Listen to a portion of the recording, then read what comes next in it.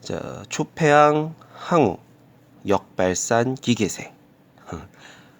자, 힘은 산을 뽑고 기우는 세상을 덮을 만하다.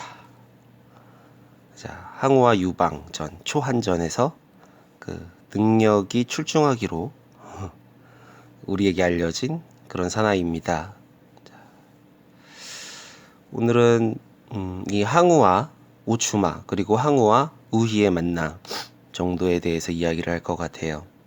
자, 항우와 오추마의 만남. 어느 날 용이 한 마을 연못에 내려왔습니다. 그리고 그곳에서 이유를 알지 못하는 난동을 피기 시작했어요. 마을 사람들은 그 연못 근처를 가지를 못해서 굉장히 난감해하고 괴로워하고 있는 입장이었습니다.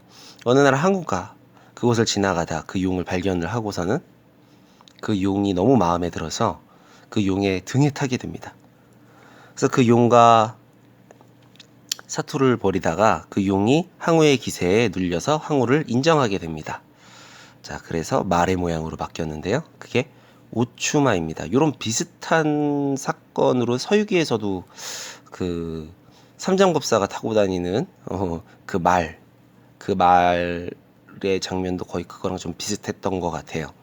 어쨌거나 그건 중요한 게 아니고, 자, 그 현장에서 한 노인이 항우의 비범함을 보고 자기의 딸을 소개시켜줍니다. 그 딸이 우희라는 딸인데요. 항우는 그때 이미 2명의 여자가 있었어요. 그러니까 3번째 첩으로 들어가게 되는데, 그럼에도 그 늙은이는 항우에게 기꺼이 자신의 딸을 줍니다. 근데 항우는 이 우희를 너무 사랑하게 되는 그런 그 러브 스토리를 우리가 패황별희라는 이야기로 전해드릴 수 있습니다. 그러면 오늘은 본격적으로 이야기되는 부분이 이 패황별희 부분에 대한 이야기를 할 것 같아요. 자, 유방은 사람을 중용을 잘하고 사람의 재능을 잘 이용해서 혼자 능력이 잘났던 항우를 이길 수 있었다라고 평가를 받고 있는데요. 그 유방에게서 가장 중요했던 인물 중 하나가 한신 대장군입니다.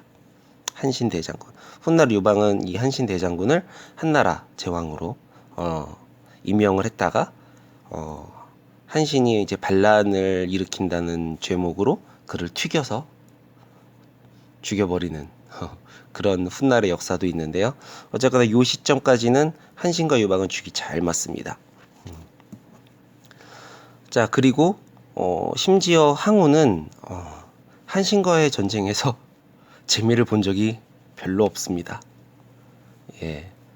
또한 한신은 또 어떤 인물인가 하면 항우의 아래에서 창자비를 했었나? 하여튼 굉장히 낮은 직책의 그런 군사였습니다. 그리고 항우에게 전략적인 부분을 굉장히 많이 조언을 하기를 바랬고, 한신의 항우를 향해서 계속 좋은 이야기를 해줬지만, 항우는 이 한신이 양아치 같은 새끼 너는 그 저기 동네 깡패들 가랑이도 겨다니고 기둥서방이고 너 양아치 같은 새끼가 무슨 뭘 한다고 떠드냐라고 이렇게 한신의 말을 모두 묵살했었던, 그래서 한신이 삐져가지고 유방에게 온 그런 케이스의 사람입니다.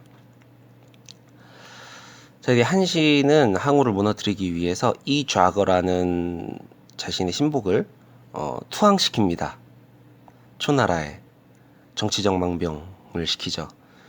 이 좌거가 또 그냥 가서 또 원체 좀 똑똑한 사람이고 했기 때문에 항우의 총애를 받았습니다. 그래서 이 좌거는 한신을 무너뜨릴, 유방을 무너뜨릴 계략을 항우에게 계속 이야기했고, 항우는 그것에 합당함을 느껴서 대군을 이끌고 한군으로 쳐들어가게 됩니다. 한신이 짜놓은 판이었습니다. 그러니까 이 좌거는 한신의 진짜 충신이었습니다.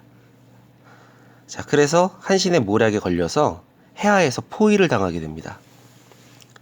이 해하에서 포위를 당해서 일어난 사건 중에 하나가 사면초가 사건이죠.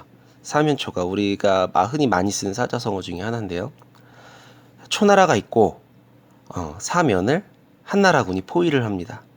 그리고 이 초나라의 그 전의를 상실을 하기 위해서 그들의 고향 노래를 부르고 그들에게 야, 집에 계신 어머니 아버지 생각 안 나냐 하면서 계속 그들의 탈영을 유도하고 그들의 항복을 유도하는 그런 일을 벌였습니다. 그것을 우리가 사면초가 우리가 힘든 일이 닥쳤을 때 어디 빠져나갈 구멍이 없을 때 사면초가라는 말을 자주 쓰죠.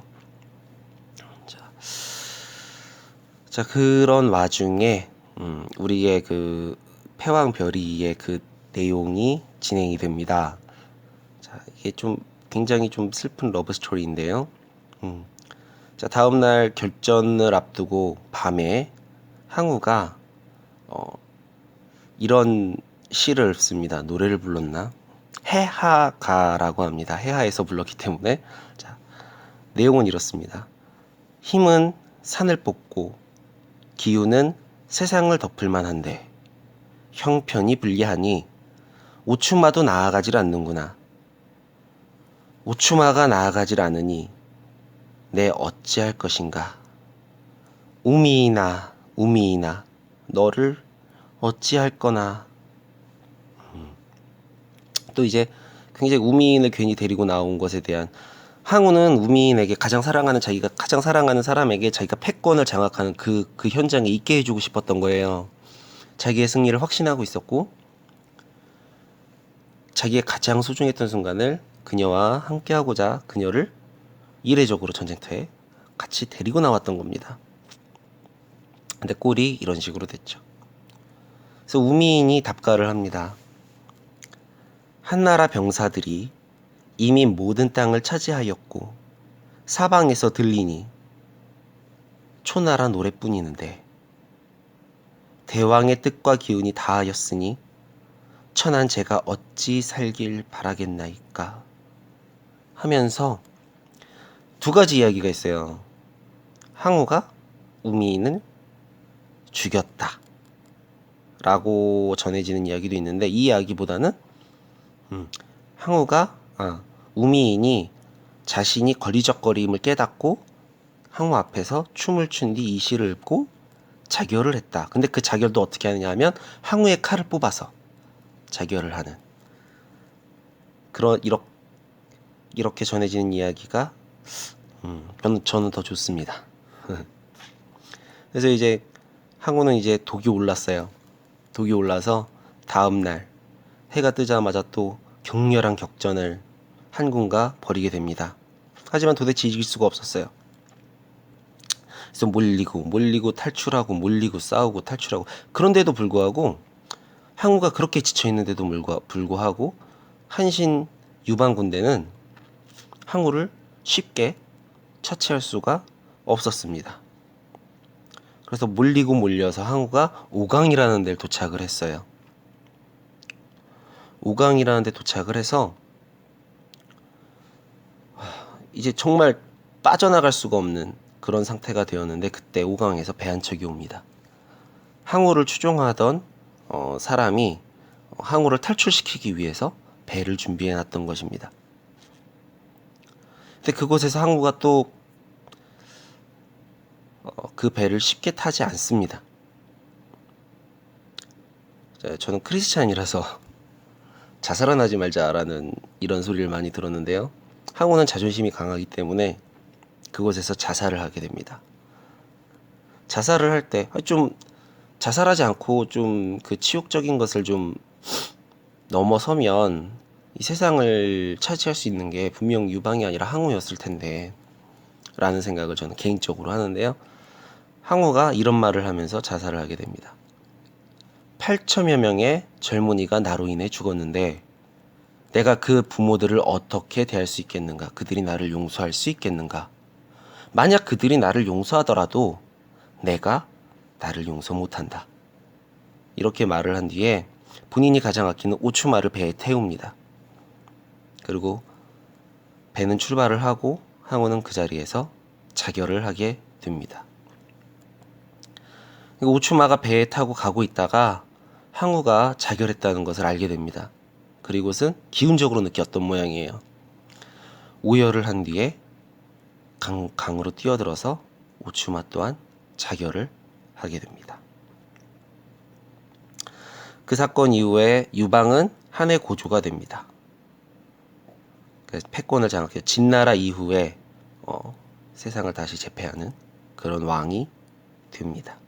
그러니까 훗날 우리가 잘 알고 있는 유비, 삼국지의 유비가 이 유방의 후손으로 저는 알고 있습니다. 그리고 이 우민은 또 요 우민에 관련된 이야기가 아주 짤막하게 더 있는데요. 그 우민이 묻힌 그 땅에서 훗날 양귀비꽃이 하나 폈다고 합니다. 근데 색깔이 너무 아름답고 이뻐서 사람들은 이 양귀비초를 우미인초라고 불렀다고 합니다. 이게 5월에서 6월 중에 피는 꽃인데요. 그 뭐 어떤 약효로도 좋은 꽃이라고 합니다. 요것이 이제 패왕별이의 내용과 초안전 한 5년 6년간의 그 전쟁 내용 그런 것들을 제가 이야기해 봤습니다. 이야기를 잘 못해서 재미있었을런지 모르겠지만 앞으로 좀 더 재미있는 이야기를 할 수 있도록 하겠습니다.